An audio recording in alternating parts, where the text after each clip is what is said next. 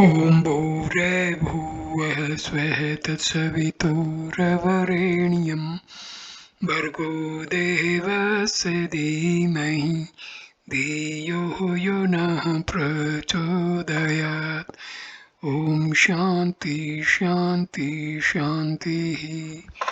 Namaskar, my dear friends. This is video number 25 on the Viveka Chudamani of Adi Sankaracharya.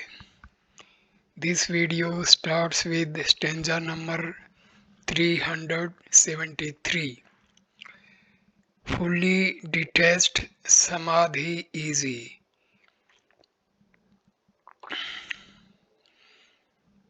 Detachment is most important factor for achieving the state of samadhi. Antastyago बहिस्तत्यागो विरक्त यैव युज्यते त्यज्यत बहिसंगम विरक्त स्तु मुमुक्षया. A man of dispassion alone is fit for this internal and external renunciation. For the man of dispassion, out of his desire to be free, readily renounces both internal and external attachments. In a sense, renunciation means giving up. Giving up of the external world of objects is external renunciation. Giving up of sensuous thoughts of indulgences is internal renunciation. Renunciation, external and internal, can be successfully achieved only by such an individual who has developed dispassion towards worldly things. As a result of sufficient study, listening to a master, and deep reflection, having understood the hollowness of the world of objects, when one develops a sense of renunciation towards them, then alone does one become fit for renunciation, external as well as internal. In fact, it is very easy to give up the external objects. Just walk out, but if you have an attachment for them, wherever you may go, you will create a world of similar objects around you. A man of total dispassion, virakta, alone can effectively give up his attachments towards the objects because his entire attention has turned towards a greater goal. He alone who has developed irresistible passion for liberation and total detachment from the world of objects is fit for complete internal and external renunciation. Incidentally, the word dispassion, vairagya, has two etymological derivations. One is total absence of desire, and the other is spatial attachment. The former implies a sense of detachment from the world of objects, and the latter a sense of attachment to the desire for liberation. Renouncing our present preoccupations, let us march towards the higher. Ultimately, our ego sense can end only through our own inner growth. Grow we must. Stanza number 374. बहिस्तु विषयी संगम स्थांतर मादिभि विरक्त एवं सनोक्ति त्यक्तुम ब्रह्मणि निष्ठतः. Only the man of dispassion who is thoroughly established in Brahma can give up his external attachment for objects and internal attachment to the ego, etc. One who is capable of true renunciation, both internal and external, is vividly described in this verse. Giving up attachment to sense objects of the world outside is called external renunciation, Bahi Tyaga. External attachment is constituted of egocentric desires for an object. Running away from objects is not renunciation. Renouncing the wrong relationship with the world of objects is true renunciation. Objects by themselves cannot give anyone any sorrow. The moment one has the idea, I want them, the objects cling on to him. Giving up the idea of I, my, mine, etc. In short, the renunciation of the ego and ego prompted thoughts is internal renunciation, antah tyaga. Renunciation, external and internal, is possible only for one who has no desire for the sense objects, that is, one who is a viraktaha. He who has desires for the sense objects and has a clinging attachment to them can never give up hunting after sense objects. A dispassionate man can easily give up his preoccupations with objects, both external and internal, because his identification is rooted in Brahma. Only he can renounce who is holding on firmly to the feet of the Lord. He who has given a new direction to his mind towards an inspiring and noble goal can give up all ignoble thoughts and actions as he has no attachment towards them. This is positive renunciation. Just trying to give up things with no goal to aspire to is negative renunciation and will not last long when one is faced with the irresistible tides of enchanting sense objects. Stanza number 375. वैराग्य बोधो पुरुष से पक्षीवत है पौ विजानी ही विचक्षणे त्वम विमुक्ति धो परलधिरोहणम तभ्याम बिना नान्यत्रेण सिद्ध्यति. Please understand, O wise one, that dispassion and discrimination in an aspirant are like the two wings of a bird. Unless both are active, no one can take the help of just one and fly to the creeper of liberation, which grows as it were atop a bungalow. Vairagya is detachment from the world of objects and their tantalizing enchantments. Bodha is subjective knowledge of the higher reality. These two are essential to a spiritual aspirant. They function just like the two wings of a bird in flight. For a man of meditation who wants to soar into the higher planes of consciousness, the two effective wings necessary are Vairagya and Bodha. If these two are not there, the sadhak will not reach anywhere. He may be an erudite scholar, a recognized professor of philosophy, yet for direct spiritual experience, he will need both these. Without even one of these two, no progress is possible. A bird cannot fly with one wing. Both wings are of equal importance. Both must be equal in length and strength. If Viveka and Vairagya are not fully developed in a man, such a man cannot meditate successfully for long. Sri Sankaracharya was not only a great philosopher but also an equally great poet.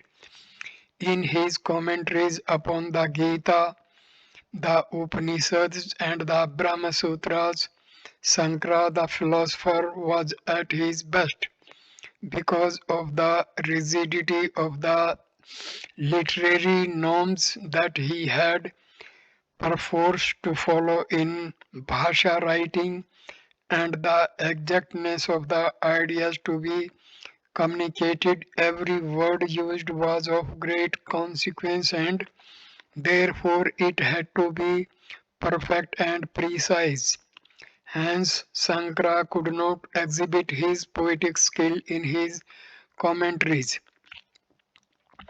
but he fully quenched his poetic thirst in his works like Bhasgovindam, Dakshinamurti Stotram, and Viveka Chudamani. The subject matter remaining the same, Sankara reveled in poetry in these works.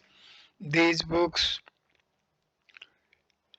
underscore the twin aspects of Sankara's personality, the poet and the philosopher.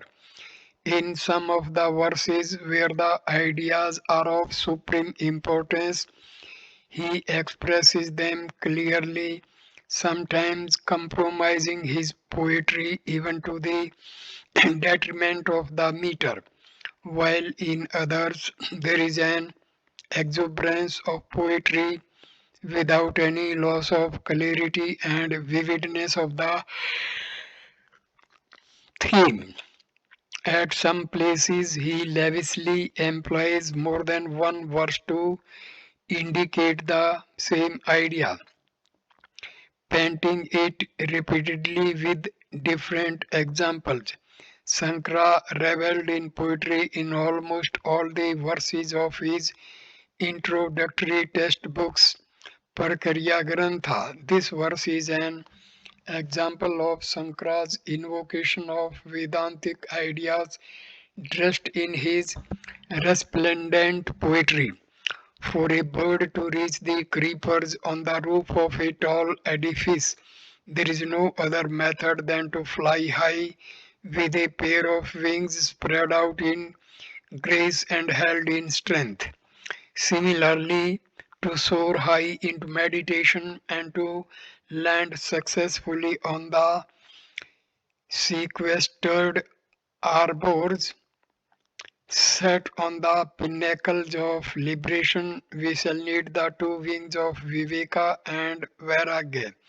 There is no other way to reach the peak.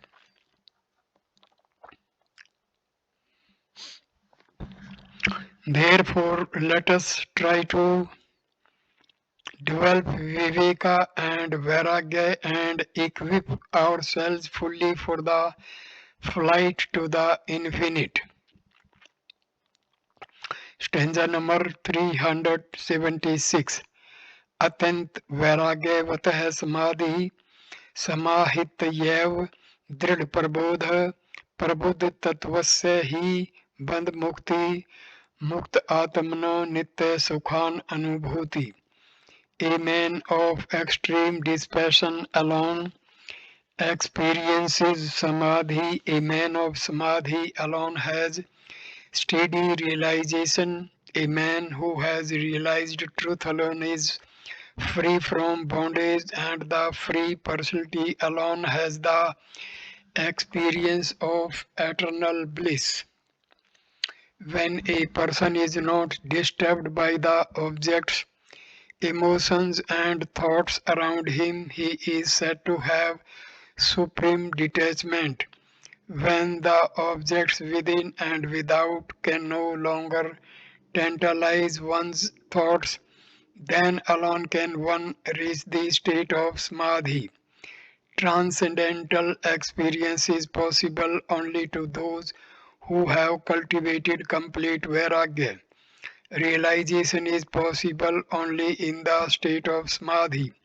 One who has thus awakened to the supreme state of Brahma, to him alone there is total liberation from all the bondages of sansar. The persecutions of a dream and only when the dreamer wakes up. The liberated one alone can have eternal bliss. This bliss experienced by a man of realization is not dependent upon the objects around.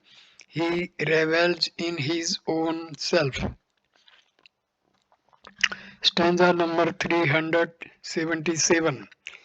वैराग्यान् परं सुखस्य जनकं पश्यामि वशा आत्मन् सत्चेत् क्षुद्रत्रा आत्मबोध सहितं स्वराज्य साम्राज्य दुःखः एतद्द्वार मत्सरमुक्ति युतसं समा तत्परम् सर्वत्र सुप्रियः सदा आत्मनि सदा प्रज्ञानं कुरु श्रेयसे. For a self-controlled man, I find no better generator of happiness than dispassion, and if that is coupled with a clear realization of the self, it brings about absolute sovereignty within and without. And since this is the gateway to the damsel of permanent liberation, so for your own well-being, be dispassionate both within and without, always fixing your mind on the eternal self. Complete self-control is the stage when the mind is not running after sense objects, though they may be crowding around and grinning at us all the time. When such a state of balance is attained, I do not see, says Sri Sankara, any other method by which the highest happiness can be gained other than dispassion. One may develop in oneself a temporary capacity to resist the temptation to indulge in the objects around. But unless a person changes his entire mental constitution, his entire values of life within sufficiently so as not to be tantalized anymore by any new arrangement of objects, no enduring spiritual growth is ever possible. This changed attitude is called Vairagya. There is in life of Vairagya not even a trace of pessimism. It is a sense of self-sufficiency, the inner richness experienced, a fabulous feeling of joy compared with which the external world of objects is a petty, paltry, filthy nothing. This is the only way by which a self-controlled man can yet increase his happiness by gaining the experience of bliss. Along with Vairagya, if such an individual also discovers in himself the positive experience of the bliss of the self, his happiness becomes the greatest. He then becomes independent of the inner world of thoughts, Swarajya, and the outer world of environments, Samrajya, as well kinship within himself in the world of thoughts and sovereignty over the external world of objects.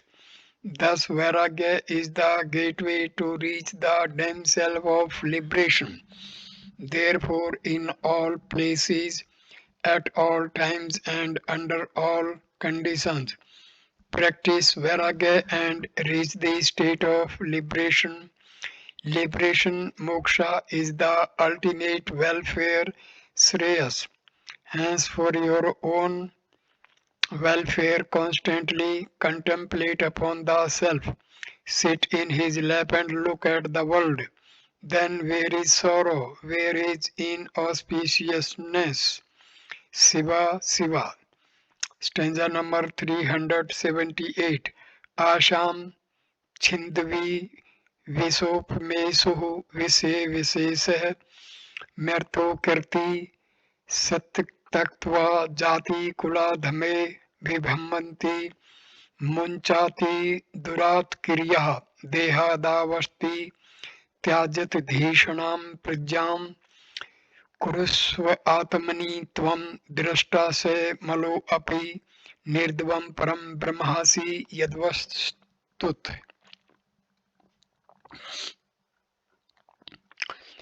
Cut asunder your craving for sense objects which are like poison. It is the very image of death, and giving up your pride of caste, family, order of life, throw far away all selfish actions, renounce your identification with such unreal things as the body, and fix your mind upon the self. For in reality, you are the witness Brahma, untainted by the mind, non-dual spring. The sense objects of pleasure are like poison. Those who desire them are sure to meet with annihilation. Death means change. To be identified with the OET is to live in the realm of change and therefore in a continuous process of death. Hence, renounce the desire for sense objects which are full of mortal poison. Renounce also the vanity of caste, family, and order of life. These blinden your vision and you start seeing things distorted by vanity into a frightening, unreal caricature of the beautiful world. Also, throw away all activities prompted by the ego. That's all desire prompted activity. Renounce the idea that you are the body, the mind, and the intellect. Renounce this attitude, for the not self is permanent. Leaving all these, identify with the self, have the idea I am Brahma, quieten the intellect in steady contemplation upon the Atman.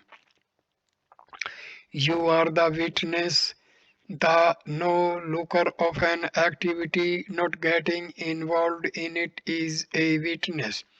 You are not involved in any of the activities of the body, mind, and intellect. You are a mere onlooker. As a witness, you are ever pure, never tainted. The things that are happening in the BMI are only the expressions of its vasanas. You are beyond the vasanas, and therefore vasanas can never condition you. You are the non-dual Brahma with no otherness. That one infinite Narayana alone are you. In fact, that thou art. Meditate upon this. Stanza number 379. लक्ष्य ब्रह्मणि मानसं दृढ़तरं संस्थाप्य ब्रह्मेन्द्रियं स्वस्थाने विनिवेश्य निश्चल नुष्पेक्ष्य देहस्थितितं ब्रह्ममेक्यमुपैपत्य तन्मयतया चाखण्डवर्तया निशं ब्रह्मा आनन्दरसं पिबातमनि मुदा शून्यै किं भर्षम्.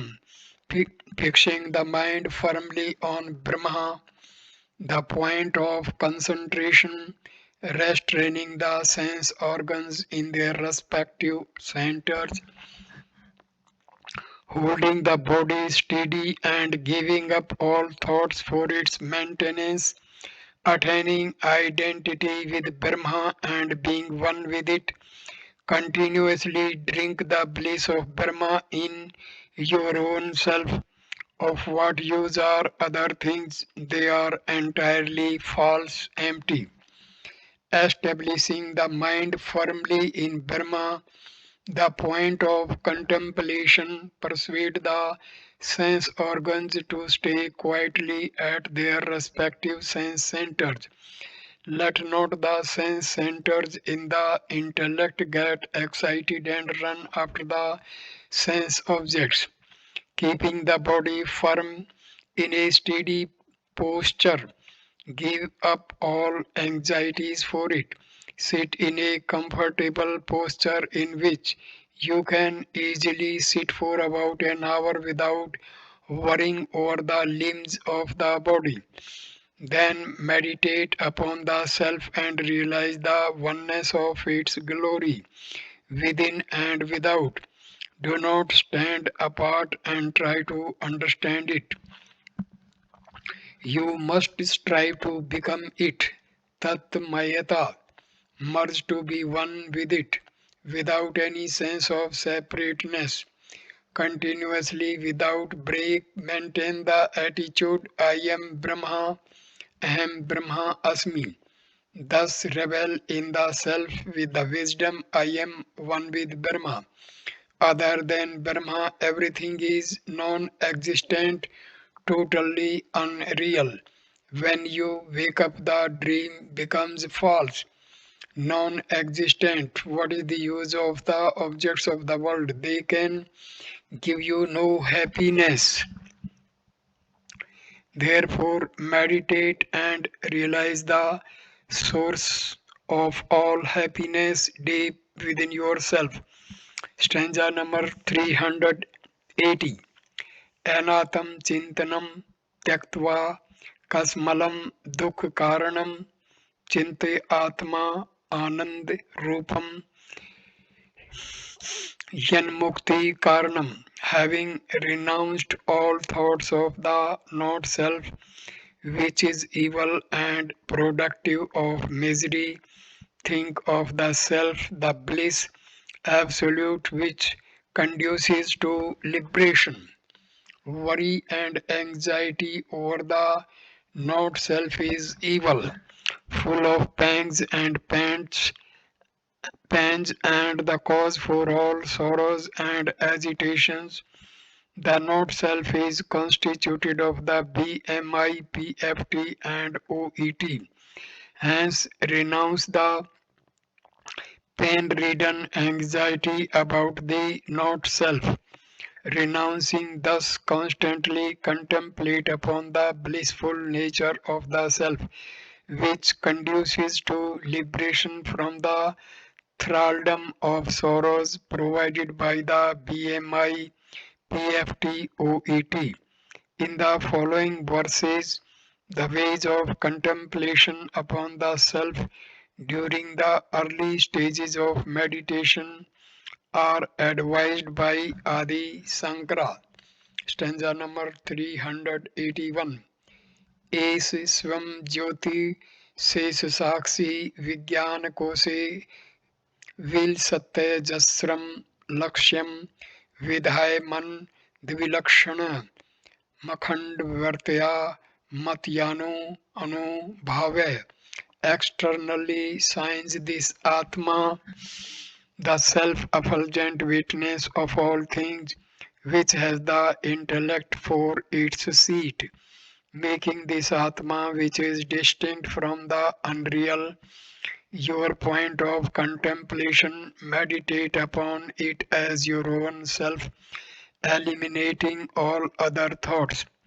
The Atma is ever self-effulgent. Nothing can illumine it, shedding its light over all our experiences. It illumines the thoughts and emotions in everyone. It is light itself. It is the witness of everything, without any exception, just as the sun is the witness of everything that shines under its light. Consciousness plays about in the intellect in endless varieties.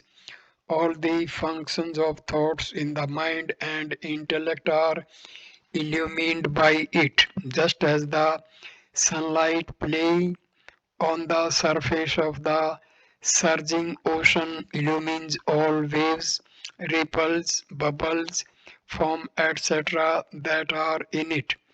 Establish your mind in the self which is other than the not-self. Asad Vilaksanam. Contemplate upon this consciousness constantly without any break. Akhanda Virtaya, as your own self, Atam Taya. Stanza number 382. Etam Chinnaya Virtya Partyantar Shunyaya Ullekh Yani Vigyaniyata Savarupataya Saputam. Contemplating continuously upon this Atma with no intervention of any other thought, one must distinctly realize it as one's own real self. Thus, through unbroken contemplation upon this self, which is without any distinction within and without, you shall come to experience your own real nature divine very clearly. When the dreamer wakes up, he understands the waker as his own real nature very clearly, beyond all traces of doubt. Realize this state clearly, Safutam, as your own self, Savrupataya. Stanza number 383. Atra atam tvam dridhi kurvanne hamadishu संत्यज्यने उदासीनतया तेषु तिष्ठेषु सपुट घटाधिपत. By strengthening one's identification with this self and by renouncing all identifications with the ego, etc., one must live with no concern for them as if they were trifles like a broken pot or the like. Constantly establish your firm identification with the experience of the higher. As you move slowly into the higher plane of consciousness, constantly try to leave behind the concepts of the individualized ego, etc. Egoism, chitta, intellect, mind, and body are the different attitudes, the sum total of which is the individualized entity. Leave egocentric attitude behind and move towards the higher plane of consciousness and get yourself more and more firmly established in it. A similar thing happens when you go to sleep. The waking personality slowly gets eliminated and you get more and more established in the deep sleep condition. When you get established in truth, live uninvolved in the things that are happening around.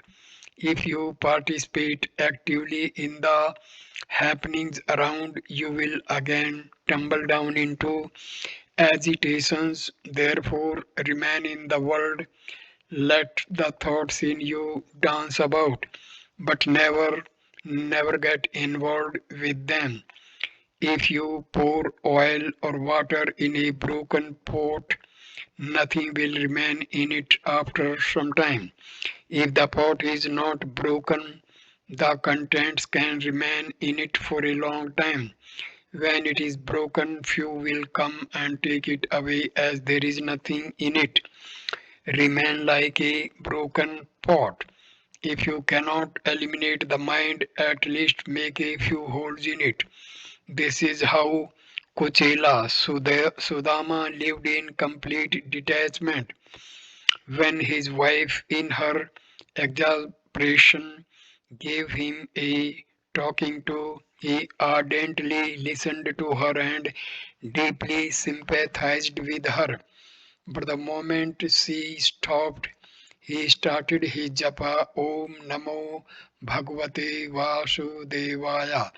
This is called things going out of the mind, the leaking mind. In this way, ever remain empty, because empty thyself I shall fill thee is the eternal promise of all prophets.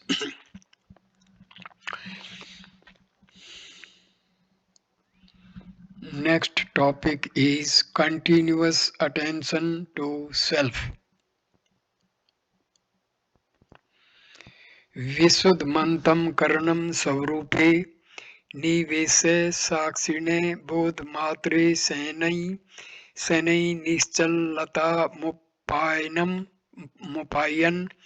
पूर्णं सौम्येव अनुविलोकयेत् ततः. By fixing the purified inner equipment upon the self, which is the witness and knowledge absolute, and little by little making it quiet, one must try to realize one's infinite self.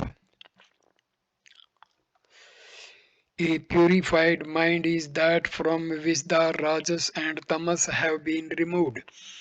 A pure mind is free from its preoccupations with the OET. These extravert preoccupations can end only when the Vasana forces have slowed down. Bring such a mind to contemplate upon the pure Atma, which is the witness of all the moments of the body, mind, and intellect. This is the instruction here. When the witness, the consciousness illumines our thoughts, we become conscious of our thoughts. Consciousness illumines the OET, but the OET are not in the consciousness. The sun is the witness of the world of objects, but the objects are not in the sun. The sun is light alone, the self is consciousness alone, bodha matra. In that consciousness, fix your mind, which has been fully weaned away from all agitations. Slowly, slowly bring those disturbances into quietude and rest the quiet mind in contemplation upon the self. As the mind becomes quiet, you come to experience the full, the eternal self continuously and intimately. Stanza number 385. देह इंद्रिय प्राण मनो हमादिभि स्वज्ञान कलित्री खली रूपाधिमी वे मुक्त आत्मा मखंड रूपई पूर्णम महाआकाश वावलोकयेत. Free from all limitations like the body, sense organs, pranas, mind, and ego, which are the projections of one's ignorance, let one come to realize the Atma, the indivisible and infinite, like the great endless sky. The body, mind, and intellect are false projections of one's avidya. When these limiting adjuncts are transcended, the self is experienced like the great limitless sky, Maha Akasam Iva. The outer space is unconditioned and all pervading. It allows all other things to remain in it without itself getting conditioned by them. Transcending all things exists space.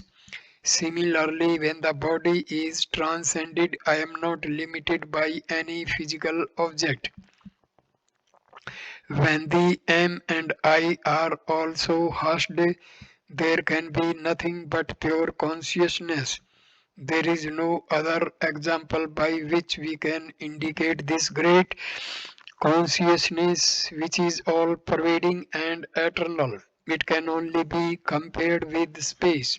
Space itself is not the ultimate reality, it is the nearest illustration which can indicate it, inasmuch as it is the subtlest of all elements. Very often, space is taken as an example for consciousness. Since it has the property of sound, it becomes a substance. Things which have properties and are substances are objects finite, ever changing. Since it is an object, it has a beginning and an end. Atma is not space but is like space. It is comparable with the subtlest element space for the purpose of intellectual understanding. In short, Sankara wants us to meditate upon and experience Brahma, the all-pervading and eternal. Elaborating upon the simile like the infinite space used here, he continues in the following verse, stanza number 386. घटकल शकुल सुचिमुखई गगन मुपाधि सत्तै विमुक्त मेकम भवति ने विविधम तथैव शुद्धम ब्रह्मादि विमुक्त मेव. Having dropped hundreds of its limitations such as a pot, a pitcher, a barn, or the eye of a needle, space is recognized as one and not many. So too Brahma is indeed one when denuded of the ego, etc. The example of space given in the above verse is expanded in this one. A pot, jar, barn, or the eye of a needle are the conditionings for space. Pot space, jar space, barn space, and needle's eye space are all parts of the same space and are so called because of their respective conditionings. Space is one with no limiting adjuncts, upadhis. When the upadhis are all removed, the one space remains all by itself. There can be no differences in it. The apparent differences are all due to its conditionings. Similarly, consciousness is one ever free from the concept of PFT. The self is free from all encrustation of BMI and OET. The conditionings around the self made up of the ego and the body, mind, intellect, equipment are only delusory projections of the mind, for the Supreme is ever immaculate. This is further explained in the following verse, stanza number 387. Brahmadistam Paryanta Mirsa Matra Upadhyay ततः पूर्णम सौ आत्मनाम पश्य आत्मना सिथितम. Right from Brahma to the most insignificant unicellular organism, all conditionings are quite unreal. Therefore, one should realize one's self as the only existent principle. Satamba Paryantaha, from the creator down to the most insignificant thing created. All are delusory appearances, they being limiting adjuncts, upadhis. They are all unreal and belong to the realm of matter. From the standpoint of the infinite, the realm of matter exists not. For the waker, the dream has no real existence. The call of Acharya Sankara to Sadhaka in this verse is come to experience, pasye, your own Atma, which ever remains as the one self in all. Ekta Atmana Sithitam. In the following verse, we have a conclusive and quite a persuasive analogy to drive home the idea that apart from Brahma there is nothing real in the world of plurality. Stanza number 388. Yatra Bhrantaya Kalpitam Tadvivek Tanmatram Naiv Tasmadvi Bhinnam Bhrantneshi Bhranti Drashtahitvam Rajju Sattva Dve Visu Atam Savrupam. Whereby mistake something is imagined to exist there on right discrimination, the real itself is recognized, there is nothing other than it. With the error removed, the falsely perceived snake itself becomes the rope. So too the entire universe is in truth only the Atma.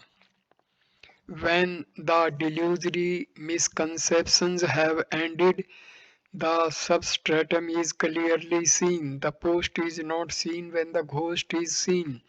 The ghost is seen only in delusion. When the discriminative intellect comes into action, The delusion ends and the ghost is no more seen. Then the substratum of the ghost, the post alone is visible. The post alone exists. When the delusions of the BMI, PFT and OET are ended, then reality manifests and is fully recognized. When the delusion has ended, the serpent is not seen anymore, but the reality behind the serpent, the rope, is seen. Similarly, the world of plurality is in reality Brahma only. The world is the projection of the mind and the intellect. When they are transcended, the apprehension of the Atma is automatic. Stanza number 389. Swam Brahma, Swam Vishnu, Swam Indriya, Swam Shiva, Swam Vishwa Idam Sarvam, Sav Adanyah Kinchana. The self is Brahma, the self is Vishnu, the self is Indra, the self is Shiva, the self is this entire universe. Indeed, nothing exists except the self. When the ghost was seen, I was threatened by its long hands, its burning eyes, and its bleeding mouth. But when I discovered the post, I recognized that the burning eyes are but the post. The long hands are nothing but the post, and the bleeding mouth is also the post. In the post, there are neither the long hands, nor the burning eyes, nor the bleeding mouth. Similarly, when the mind and the intellect are transcended and the infinitude is experienced, one realizes that the pure self is the creator Brahma, that the same self appears as the sustainer Vishnu. All the deities of the Vedic period, Indra, Varun, etc., are also nothing other than the one self. Parameswara is also nothing but Brahma. The changeable, variable world, the field of objects and beings experienced as this is also none other than the self. Except the self, no one has any existence. When you see the post, the ghost is not available. Thus, everything is in fact nothing but Brahma. Stanza number 390. अन्तः स्वं चापि बहिः स्वं च स्वं पुरस्तात् स्वमेव पश्चात् स्वं हव्याच्यां स्वमुदिच्य तथोपरिष्टात्वस्तात्. The self is within, the self is without, the self is in front, the self is behind, the self is to the south, the self is to the north, so too it is above and below. Everywhere there is nothing but the self. In fact, up and down, north and south, inside and outside, front and back, etc., are all possible only with reference to the body. In reality, they are not there. Even in the experience of deep sleep, they are not with us. Sankara is compromising to a great extent and explaining here to the intellectual experience. The idea is not original. We hear in this verse the echo of Mukundopanishad. Stanza number 391. Trang fen brahm buddhadadi sarvam savrupend jalam yatha tatha chidev dehadde hamantam metat sarvam chidevekarsam vishuddham. Just as the wave, the surf, the whirlpool, the bubbles, etc., are all in essence nothing but water, so too the chit is everything from the body, etc., to the ego. Truly, everything is the homogeneous, pure chit only. The waves, the foam, the whirlpools, and the bubbles, etc., are all in reality water. Similarly, the BMI, PFT, and OET are all nothing but the essence of consciousness, Chit Ekarasam. The essence of consciousness is objectless consciousness. The word consciousness can be used only with reference to objects. The essence of consciousness is pure and uncontaminated by the PMI, PFT, and OET. All these are only illumined by the light of consciousness. Stanza number 392. Sadevedam sarvam jagat vagatam vang mansayo sato अन्य अन्या सत्ये प्रकृति परस्विमिनी स्थितिवतः प्रत्यय किम मृतसन्नाया कलश घट कुंभ आदे वगतम वद्देश भ्रांत सो महमिति maya madiraya. The entire universe known through speech and mind is nothing but Brahma. There is nothing but Brahma, which exists even beyond the pale of Prakriti. Can the pitcher, jug, pot, etc. ever be anything other than the mud of which they are made? As an effect of the wine of Maya, the deluded man talks of you and me. Whatever exists is Brahma, the pure infinite consciousness. All that is known through the sense organs and the mind is nothing but misinterpreted existence. The objects of the world are known by the sense organs. Those within, that is, emotions and thoughts, are known by the mind. All of them are nothing but pure existence, Sat. The OET are nothing but the self. Those who have transcended Prakriti can apprehend the reality.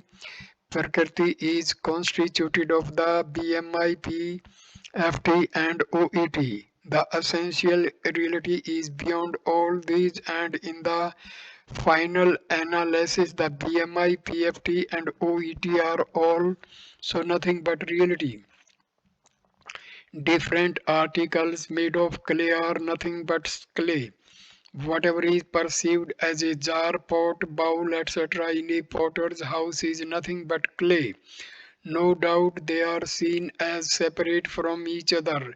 The jar is not the pot is not the bowl is not the jar, but when one looks at them from the standpoint of the substratum, they are all mud and mud alone. A deluded man alone will say that they are separate. The wise man understands that they are nothing but mud in different forms. The Shruti says that all are nothing but the expressions of Brahma. Yet we say, I have got a separate existence from you, because we are at present drunk with the wine of Maya, Maya Madiraya. In the drunken hallucination of the vasanas, we assume that we are separate from each other. We are able to recognize the pluralistic world because we do not now experience the one Narayana present everywhere. When I look through a green glass, I see everything green. In reality, there is no greenness. When one looks through one's mind, intellect, equipment, one sees the world of plurality. In Narayana, there is no plurality at all. Stanza number 393. क्रिया समीभिहारेण यत्र नानेदिति श्रुतिः ब्रवीति द्वैतराहित्यं मिथ्याध्या निवर्तये. With many predicates, Shruti declares the absence of duality in the phrase where there is nothing else, etc., in order to remove all false superimpositions. What has been said so far is not Sankara's own opinion. In order to establish that, Acharya Sankara is quoting this verse from the relevant Upanishad.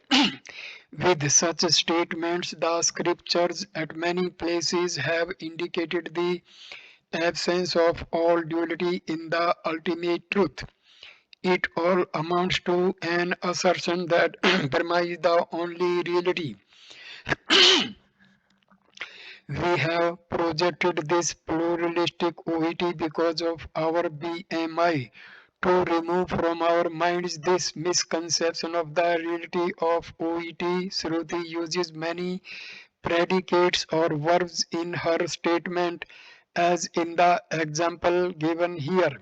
Sankara means the objects perceived, the emotions felt, and the thoughts conceived are all superimpositions upon the reality,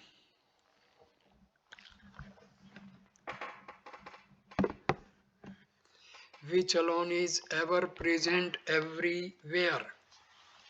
In order to remove these superimpositions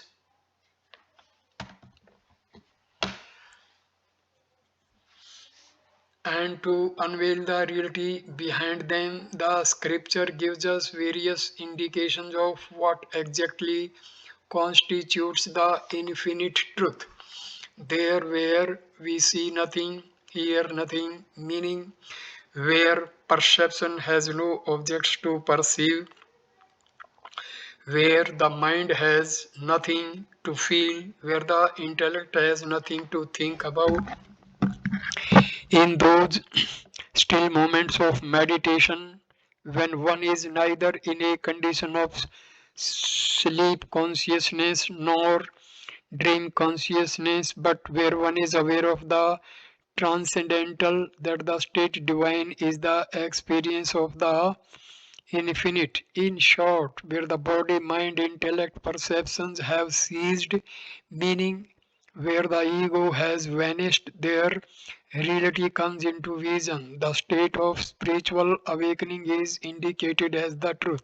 This is the ultimate goal of all seekers, wherein individual ego disappears into the vision of the transcendental reality. Stanza number 394.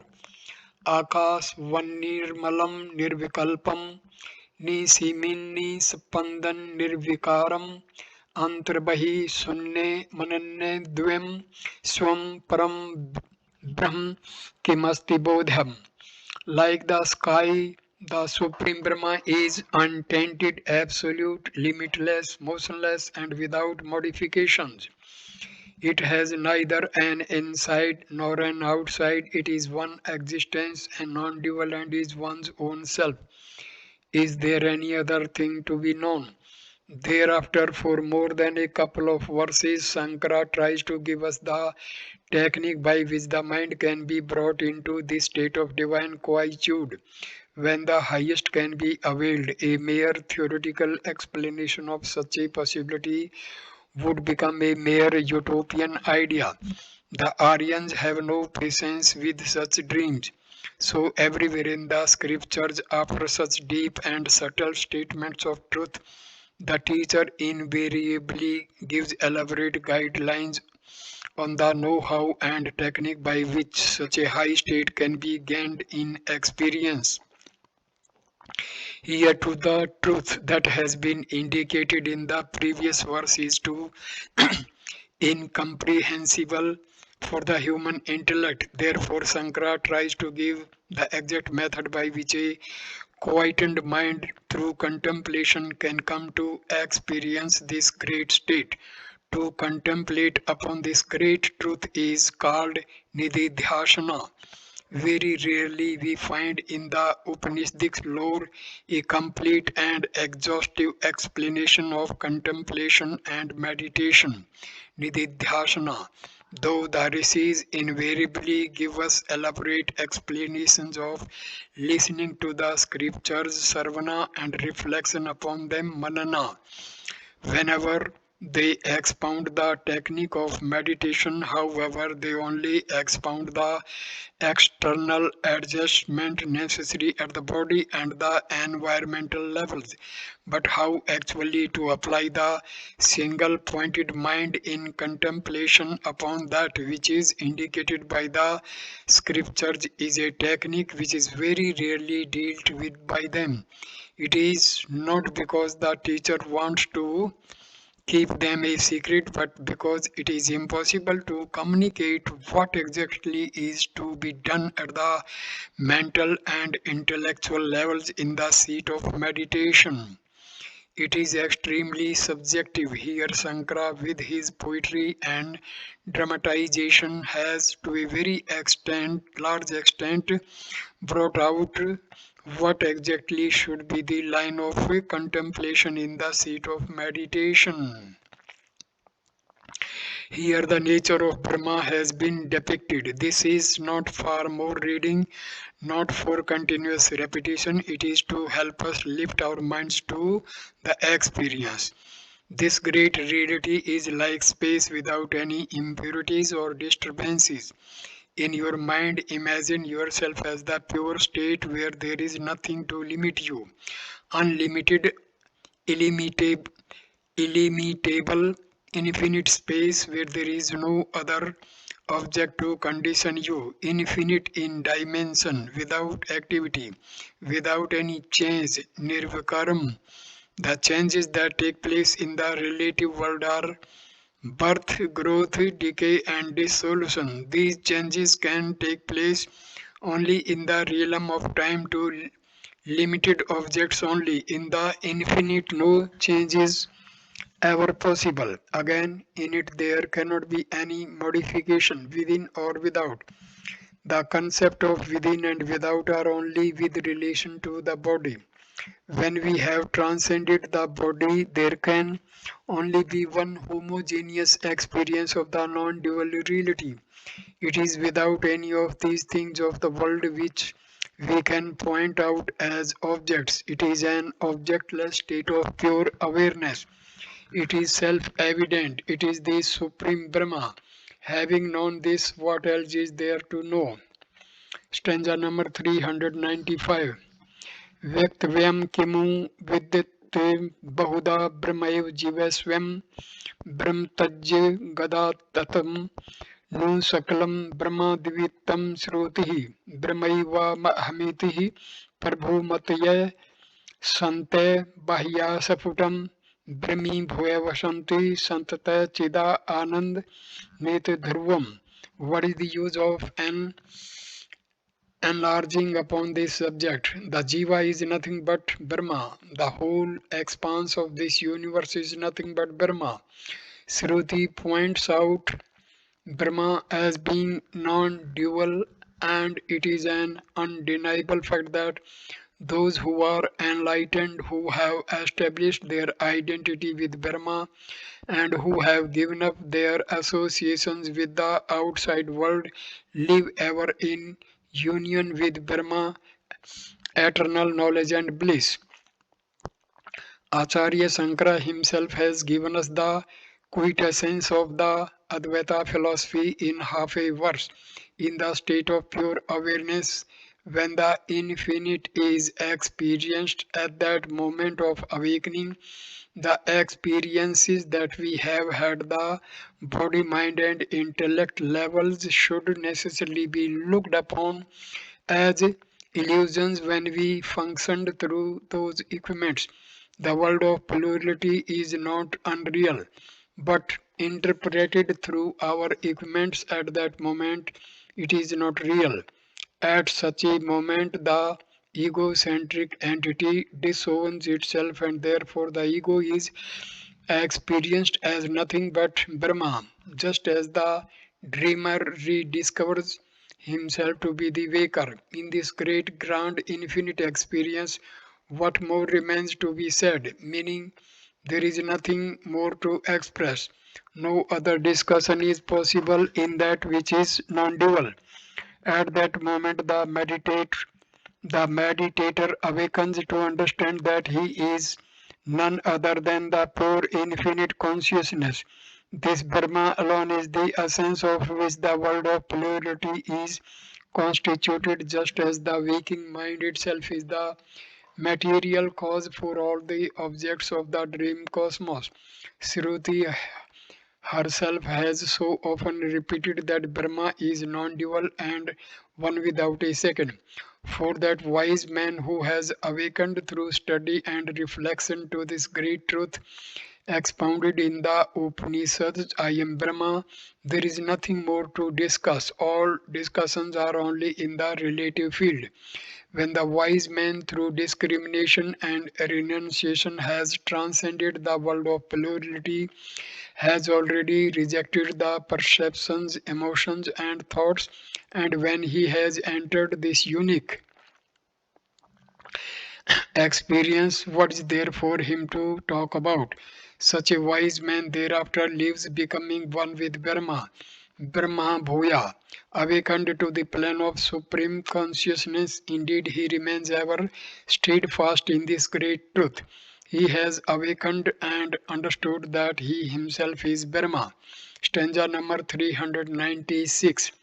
Jahi mal मैं कोशे हंदियो पिताशाम परसम्मनि कल्पे लिंगम देहपि पश्चात निगम गदित कीर्तिम नित्य आनंद मूर्तिम सौमिति परिच्ये ब्रह्म रूपेण तिष्ठ. Annihilate the hopes raised by the ego in the gross body, a bundle of filth, then with force do the same with the air-like subtle body, realizing Brahma, the personification of eternal bliss, which the scriptures eulogizes as your own self. Live as Brahma. Leave the idea of I am in this body, which is a bundle of facial matter, so beautifully and enchantingly packed. Leave the vulgar sensuous desires arising from this bundle of filth. Then go beyond the air-like subtle body. The mind and intellect are said to be air-like because the thoughts are ever flying all over. Transcend the mind and the intellect. Realize that your nature is that of eternal bliss which has been glorified in the scriptures. Understand that you are nothing but Brahma. Come to the study of Vedanta, determined to experience that you are that. Thus remain and revel in the world as Brahma. Thereafter let the body act and fulfill its own destiny scheme prarabdha. Stanza number 397. Shva akaram yav यावत् भजति मनु जस्तावद् शुचि प्रेम्य सता कलेशो जनन मरण व्याधि नीलियम यदा आत्मनं शुद्धं कलयति शिवा आकरं चलं तदा तेभ्यो मुक्तयो भवति हि तदा श्रुतिरपि. As long as man worships his corpse-like body, he is impure and suffers from others, and from birth, death, and disease.